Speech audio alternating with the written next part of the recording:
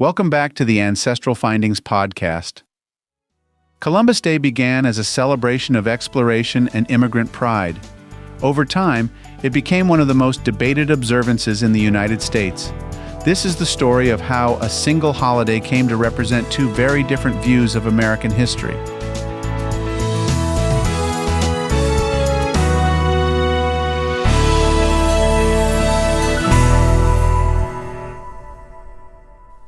The idea of honoring Christopher Columbus in the United States dates back to the late 1700s. The earliest known celebration took place in New York City in 1792. The Columbian Order, also called Tammany Hall, organized a ceremony to mark the 300th anniversary of Columbus's first voyage. The young republic saw in Columbus a symbol of courage, exploration, and the spread of Western civilization. During the early 1800s, public references to Columbus appeared in schoolbooks, political speeches, and patriotic art. Cities named after him multiplied, including Columbus, Ohio, which was founded in 1812. The explorer's image fit well with America's self-image as a bold new world. By the mid-19th century, the celebration of Columbus took on new meaning for Italian immigrants. Many arrived in the United States during a period of widespread prejudice and social exclusion. They looked to Columbus, an Italian navigator sailing under the Spanish crown, as a national hero who had changed the course of world history. Honoring him became a way to assert cultural pride and to show that Italians belonged in American society. The most significant early recognition came in 1892, when President Benjamin Harrison called for a national observance to commemorate the 400th anniversary of Columbus's first voyage. His proclamation encouraged schools and communities to mark the occasion with patriotic events, flag displays, and lessons about exploration and unity. The timing was not accidental. 1 year earlier, a mob in New Orleans had lynched 11 Italian immigrants. The act caused a diplomatic crisis between the United States and Italy.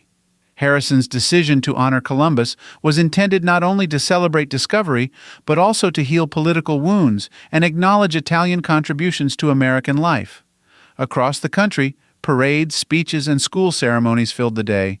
Children recited oaths to the flag, and church bells rang in tribute. The 1892 observance also inspired the creation of the Pledge of Allegiance, which first appeared that same year in the Youth's Companion magazine as part of the national celebration.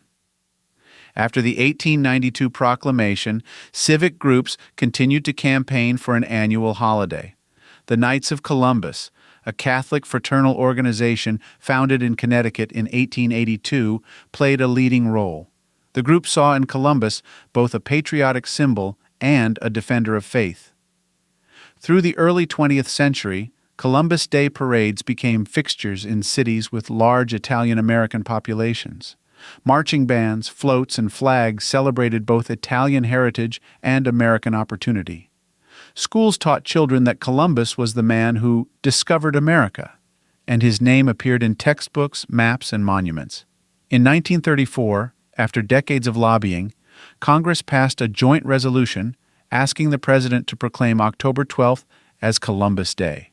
President Franklin D. Roosevelt signed it into law, officially establishing the first federal recognition of the holiday. Columbus Day joined the small list of national observances honoring individuals, alongside Washington's birthday and Lincoln's birthday. For many years, Columbus Day was celebrated on October 12th, regardless of the day of the week. In 1968, Congress passed the Uniform Monday Holiday Act, which aimed to give workers more three-day weekends by moving several federal holidays to Mondays. Beginning in 1971, Columbus Day was fixed on the second Monday in October. The change brought practical benefits for businesses and schools, but also reduced some of the historical connection to the actual anniversary date. Still, parades continued to grow in scale. New York City's Columbus Day Parade, which began in 1929, eventually became one of the largest ethnic parades in the United States. Other cities, including Chicago and San Francisco, held similar events that drew thousands of spectators. By the mid-20th century, Columbus Day had become a familiar fixture of American life. It honored discovery, exploration, and the immigrant story. For many, it symbolized the blending of Old World heritage and New World opportunity. As historians revisited early European exploration, they began to reassess the legacy of Columbus. Accounts from the explorer's own journals and those of his contemporaries revealed a darker side of the voyages. Enslavement, violence, and the spread of European diseases devastated indigenous populations. These findings challenged the heroic narrative that had long surrounded Columbus. For indigenous communities, the arrival of Europeans marked the beginning of colonization and centuries of loss. Activists and scholars argued that celebrating Columbus without acknowledging these consequences distorted the historical record. By the 1970s and 1980s, the debate over Columbus Day had reached classrooms, city councils, and universities. Some educators began presenting a more balanced view, describing both the achievements and the human cost of European expansion. Statues and monuments dedicated to Columbus became subjects of protest and discussion. In 1992, the city of Berkeley, California, took a decisive step by replacing Columbus Day with Indigenous Peoples Day. The year marked the 500th anniversary of Columbus's first voyage. The new holiday was created to honor the history, culture, and resilience of Native peoples across the Americas. Berkeley's decision set a precedent that gradually spread to other communities. Minneapolis, Seattle, Denver, and dozens of other cities followed suit.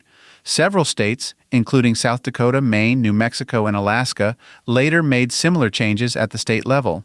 Indigenous Peoples Day emphasizes education and cultural awareness. Celebrations often include storytelling, traditional music, art exhibits, and community gatherings organized by Native organizations. The goal is not simply to replace one holiday with another, but to broaden the public understanding of history and recognize the survival and contributions of indigenous nations.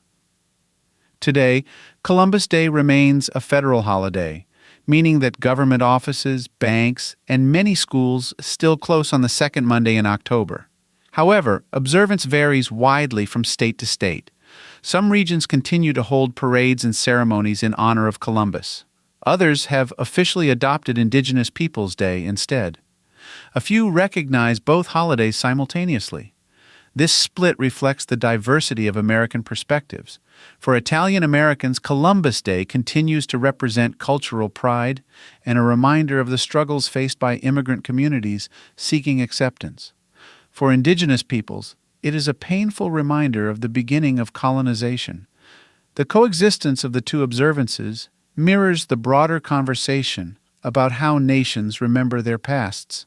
Public opinion polls show that attitudes toward the holiday are mixed.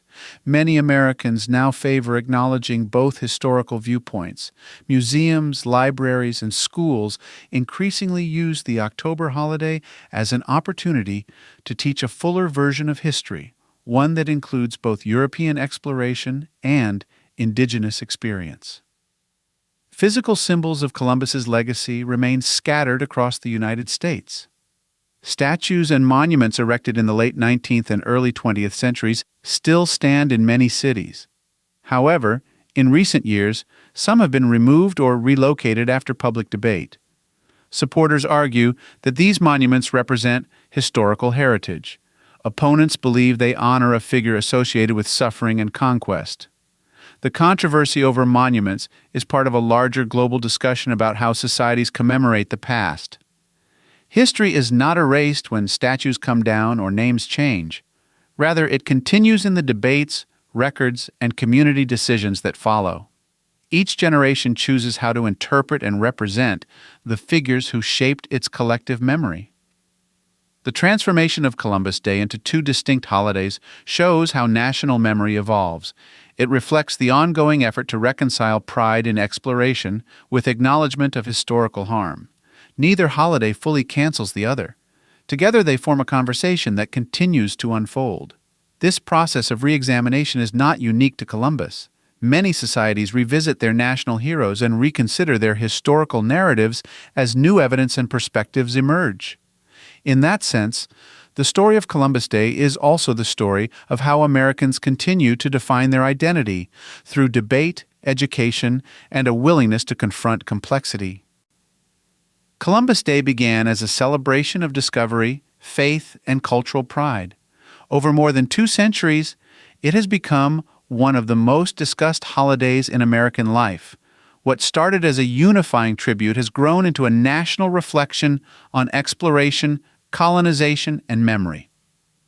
The addition of Indigenous Peoples Day does not erase Columbus from history. Instead, it expands the narrative, giving voice to those whose stories were once overlooked.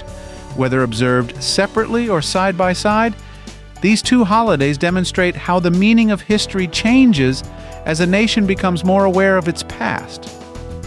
Both observances remind Americans that history is complex, that memory changes, and that understanding requires listening to every side of the story.